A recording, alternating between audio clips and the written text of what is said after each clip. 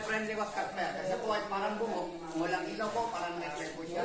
Hindi niya po namamalaya. Dalawa niya dyan po pumapatak. Yan po. At ito naman ang tinatagong kolom, ito may tinatagong parang skeleton lang po siya. Yes, At ito naman ang stalactite na parang candle lang po siya na natutunaw. Ang crystal, oh. At ito Tingnan mo, naman po ay parang santo ninyo naman po siya. Kung mapapansin mo sa taas, ito ay parang nakalugod po siya. May iba kayo sa gulay? Gulay? Stalactite dito na parang ang palaya o parang kabatiti. Ito po. Kabatiti. O, yung Ilocano ng kabatiti. Madandanagan nga. ganun. Madandanagan.